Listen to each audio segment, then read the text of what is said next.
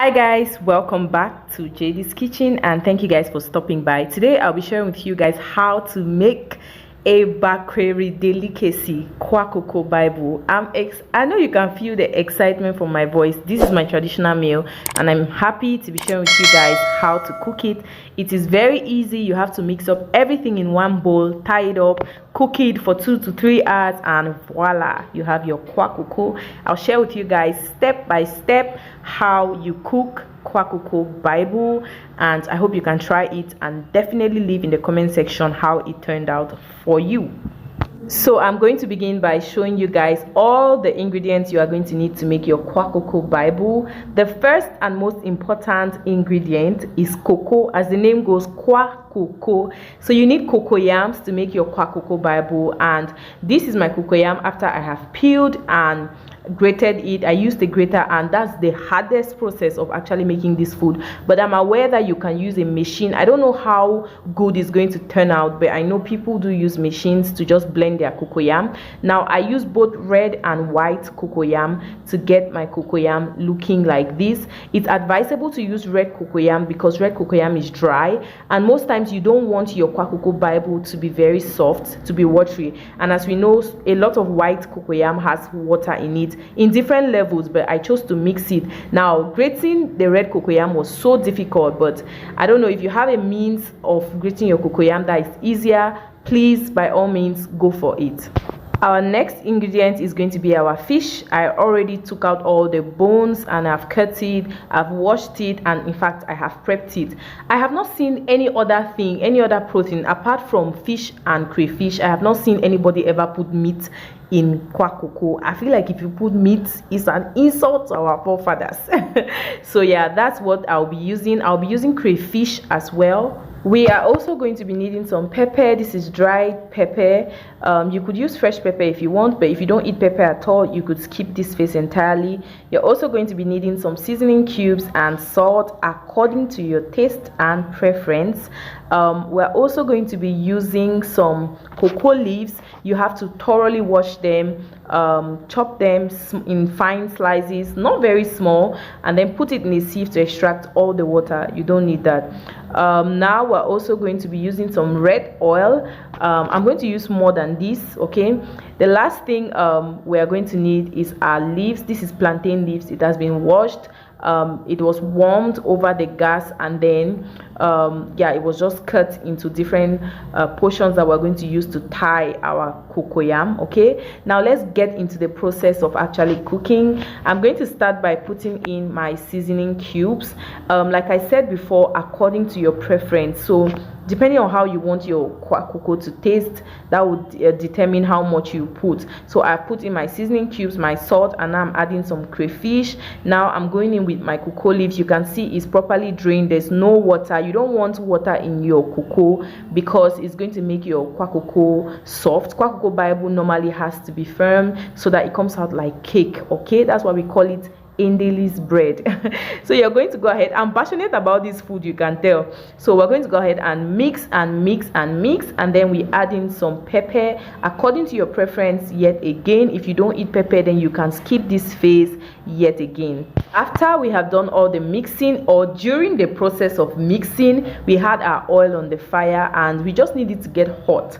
Like, should I explain? There's a lengthy explanation. So I asked my mom once, why do they need to put warm oil or hot oil into the cocoyam? She said it gives it a cake feel, it makes it to scatter when you open it. That's what she explained, and she's the one who has made me to be very careful when I'm making Kwacoco Bible to not have any water, like any additional water, because the cocoyam already has its water, especially if you're using the red cocoyam and the white cocoyam. More so if you're using just white cocoyam. So that's why I mix mine with red cocoyam, so that I can reduce the amount of extra water I'm having, because I want my Kwacoco to be dry. And that's why even after the cooking, I'm still going to put it over a grillage to make it to get dry, just so that it feels like cake in the mouth. Okay, so yeah, after putting in your oil, you mix it and mix it and mix it, and when you've mixed it thoroughly and you're not seeing any oil, like there's still oil at the corner of the pot, so that's why I'm still mixing. So when you have mixed it thoroughly and you're sure that the oil has really sunk in, like it has mixed properly into your cocoyam mix, you look at the color. If you're satisfied with it, I like my kwacoco to be very yellow, so I wasn't satisfied with the color, so I went in with the rest of the oil that was left on the frying pan, and then I added it into the cocoyam mix. And the mixing process continues. You mix it up until everything is thoroughly mixed together. Then you taste it to be sure that it is tasting the way you want it to taste, because after putting your seasoning cubes and your salt and your pepper and everything, once you add oil, I think the oil would reduce the taste of everything, so you want to go back in and taste it again. So after tasting, I realized I had to add in some salt and some seasoning cubes again, just to get it to taste the way I want it. Now, how I taste my cocoyam is, first, I'm not scared to taste it. Like, I just put it on my tongue, and it doesn't really do anything much to me. It doesn't itch or anything. But I know some people are skeptical. Like, my mom used to be skeptical tasting. She used to put it like on a small leaf and send to my auntie to taste. But I think now she tastes it herself. But even then, she used to taste it, but she always wanted to be sure, because this is a pudding, you guys. So if you tie it up and cook it, it's not like stew that if you have cooked it and then it's not tasting the way you want it, you can just add in a little pinch of salt or something. You cannot remedy this. So if you have spoiled it, you have spoiled it. So what I do is I taste it and I put it on my tongue. And one thing, my secret to making puddings and having them taste well is that I make sure that it feels like it is too sweet, like it feels like just over, just a little bit over, not too much, okay, not extra, but I just make sure I am actually feeling the stink of the salt and the seasoning cube on my tongue. When you cook it, by the time it cooks down, it goes to normal, like you just feel like, okay, this is actually well seasoned. So I don't know if it's you should try it, maybe it's going to work for you. And it also depends, like I said, it depends on how much you like your food to taste, and if you're being health conscious about Maggi and salt and all of that. I am tasting again, you guys. It's important because, like I said, this is a pudding. Once you've tied it, you've tied it. Once it's cooked, it is cooked. There's no way you're losing your kwacoco and you feel like, oh, there's not enough salt, let me just add some salt. Impossible. Okay, so now I'm going ahead to tie it. I think I will share a video where I'm actually showing you guys how to tie kwacoco. I feel like it might be something that somebody will need. Kwacoco puddings, I think a lot of people don't know exactly how to tie it, but I grew up seeing aunties, my moms. Kwacoco is something, it's a traditional meal. So kwacoco Bible, and then the other one, which is timbanambusa, the white one, I've seen people tie it a lot, so I think I know how to tie it, okay? So that water doesn't get into it. I didn't capture it here well on camera, so I think I'll do a video for you guys. If you want to see that video, please leave it in the comment section and I will share that video with you guys. And then also, with the way I was putting in the ingredients into my cocoyam, I honestly don't think that there's a particular formula to do that. You can put it in any order and it will still give you this same mix.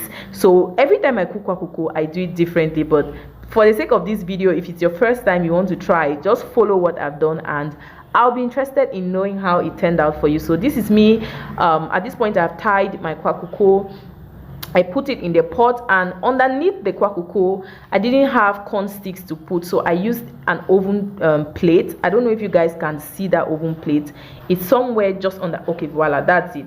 I used the oven plate and then I put some leaves beside the oven plate, just so that water doesn't go into your kwacoco. You don't want that. So I cook it for 2 hours 30 minutes. I think it was 3 hours, like, just to be safe, okay?